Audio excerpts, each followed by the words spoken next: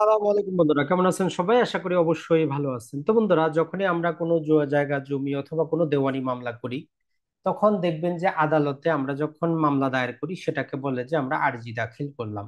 তো মামলার পর এমন একটা পর্যায়ে আসে যেখানে আদালত আপনাকে বলে যে আরবিট্রেশনে যান অথবা সমঝোতা বা মিডিয়েশন করেন, বা যেটা আইনজীবীর মুখে শুনবেন যে এডিআরে পাঠিয়েছেন মামলাটা। তো এই জিনিসটা কি, সমঝোতা বা মিডিয়েশন বা অল্টারনেটিভ ডিসপিউট জিনিসটা কি, সেটা আমরা দেখবো আমাদের সিপিসি, যেটা আছে the code of civil procedure 1908 এর 89 ধারা, যেটা যারা বাংলাদেশ বার কাউন্সিলে পরীক্ষা দিবেন তাদের জন্য গুরুত্বপূর্ণ। এটা ছাড়া একজন সাধারণ ব্যক্তি হিসাবেও আমাদের এই সেকশনটা খুবই গুরুত্বপূর্ণ।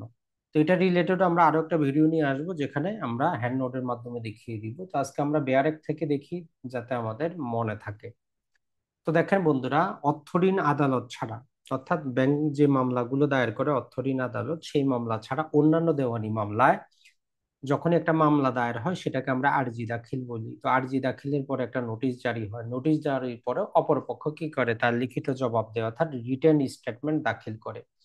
তো যখন অপরপক্ষ এরকম রিটেন স্টেটমেন্ট দাখিল করলো, তো এরপরে আদালতকে এই আইন বলতেছে যে আপনি কি করবেন, পরবর্তী আর শুনানিতে যাবেন না। তাহলে আরজি দাখিল, নোটিশ জারি, অপরপক্ষ আগে আসে কথাবার্তা রাখলো, এরপরে বলতেছে যে আপনি একটা শুনানি রাখবেন, অবশ্যই অবশ্যই শুনানি রাখবেন।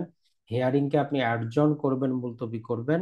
মুলতবি করে কি করবেন, আপনি তাদেরকে অল্টারনেটিভ ডিসপিউট রেজুলেশন যেটা আছে এডিআর এ পাঠাবেন মামলাটা।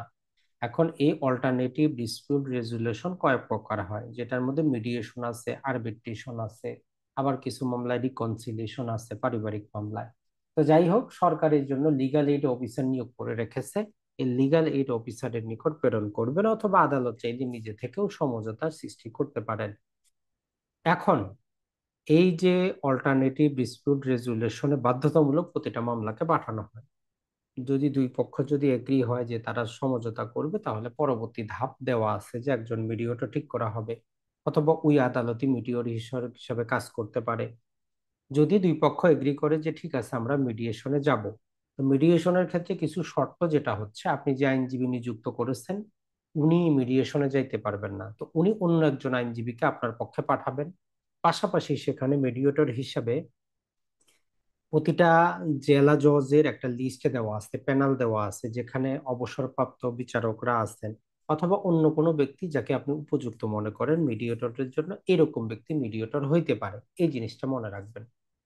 তবে মিডিয়েটর হইতে পারবে না দুইজন ব্যক্তি, এক হচ্ছে যে পক্ষদ্বয় নিযুক্ত যে আইনজীবী উনি, আর সরকারের লাভজনক পদে আছেন এমন কোনো ব্যক্তি, অর্থাৎ সরকারি কোনো কর্মকর্তা মিডিয়েটর হইতে পারবেন না। এই জিনিসটা হচ্ছে মেইন কথা।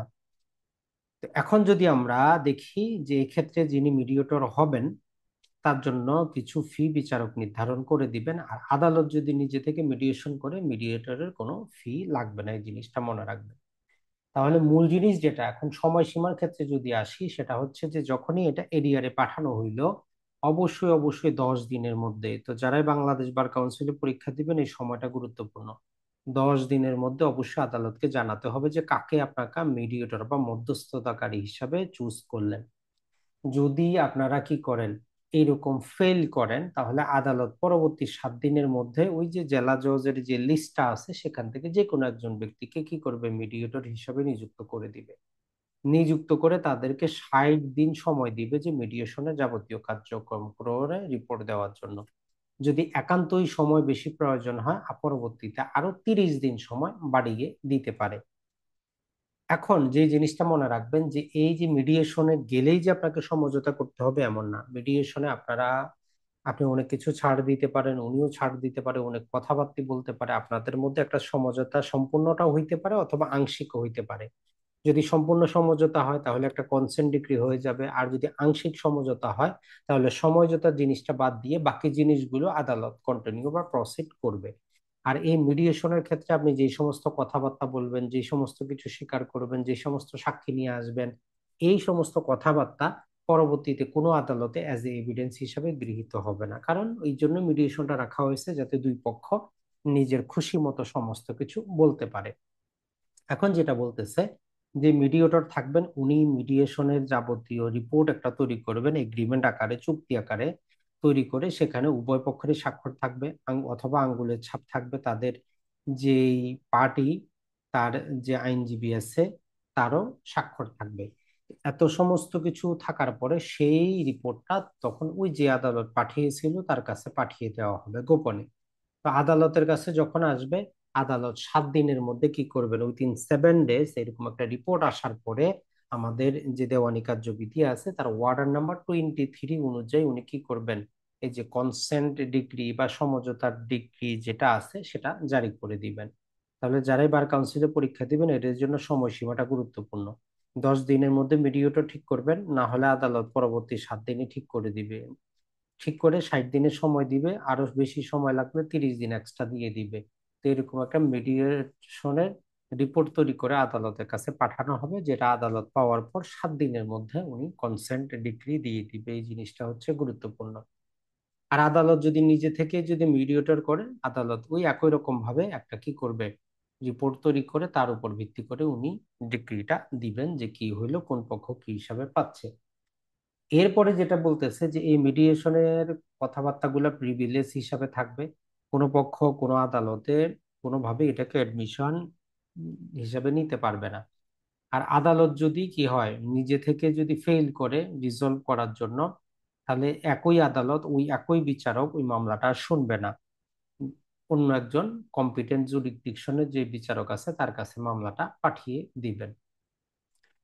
এই সমস্ত মিডিয়েশন করার জন্য বলতেছে যে ডিস্ট্রিক্ট জজ অবশ্যই অবশ্যই কি করবেন, ওই বারের প্রেসিডেন্টের সাথে কথাবার্তা বলে অবসরপ্রাপ্ত যারা বিচারক আছেন অথবা কিছু আইনজীবী আছেন এদের মাধ্যমে একটা উনি প্যানেল তৈরি করে রাখবেন, যাতে মিডিয়েটরের কার্যক্রমগুলো পরবর্তীতে করা যায়। আপনারা যদি এরকম মিডিয়েশন করেন তাহলে মামলাতে বাদী অথবা বিবাদী যে কোর্ট ফি গুলো সাবমিট করেছিল, আদালত সেগুলো ফেরত দেওয়ার জন্য একটা সার্টিফিকেট ইস্যু করবেন। এই পরবর্তী 60 দিনের মধ্যে আপনি অর্থাৎ মামলা করার টাকাটা পেয়ে যাবেন। এই যে ডিক্রিটা আসবে এর বিরুদ্ধে আপিল চলবে না, রিভিশনও চলবে না, কোনো আপিল দায়ের করা যাবে না, কোনো রিভিশন দায়ের করা যাবে না। তবে আপনি চাইলে রিভিউ দায়ের করতে পারেন ওই আদালতের কাছে, এই জিনিসটা মনে রাখবেন। আর এখানে যেটা বলতেছে যে এই মিডিয়েশনে যাওয়ার মানে এই না যে আপনি মামলাটা তুলতে পারবেন না অথবা আপনাকে সমঝোতা করতে হবে, কম্প্রোমাইজ করতে হবে, এমন না। আপনি ওই মিডিয়েশনে যাওয়ার পরেও, যাওয়ার সময়, মিডিয়েশন চলাকালীন সময় মনে হয় যদি মামলা তুলে ফেলবেন তুলে ফেলেন, মনে হয় যদি কিছু ছাড় দিবেন দেন, মনে হয় যদি আপোস করার করতে পারেন, কোনো সমস্যা কিন্তু নাই। এই জিনিসটা মনে রাখবেন। তো মূলত আমাদের এই মিডিয়েশন সংক্রান্ত এই জিনিসটার মধ্যে তাহলে মূল জিনিসটা আপনারা যেটা বুঝলেন সেটা হচ্ছে যে দেওয়ানি মামলার যে স্তরগুলো আছে, আরজি দাখিল, এরপরে নোটিশ জারি, এরপরে জবাব দাখিলের পরের স্তর হচ্ছে আমাদের এডিআর, যেটা বাধ্যতামূলক। তো এই ক্ষেত্রে সমঝোতা করা না করা আপনাদের নিজস্ব ব্যাপার, তবে সমঝোতা করে যদি আপনি একটা ডিক্রি নিতে পারেন তাহলে যে ঝামেলাটা চিরস্থায়ী ভাবে কি হইলো, রিজলভ হয়ে যাইলো। এক্ষেত্রে আপনি সমস্ত প্রকার যত প্রকার দেওয়ানি মামলা আছে সমস্ত মামলা আপনি এইভাবে মিডিয়েশনের মাধ্যমে রিসলভ করতে পারেন, কোর্ট ফিটা ফেরতও কিন্তু পাইতে পারেন। তো বন্ধুরা ভালো থাকবেন, সুস্থ থাকবেন। আসসালামু আলাইকুম।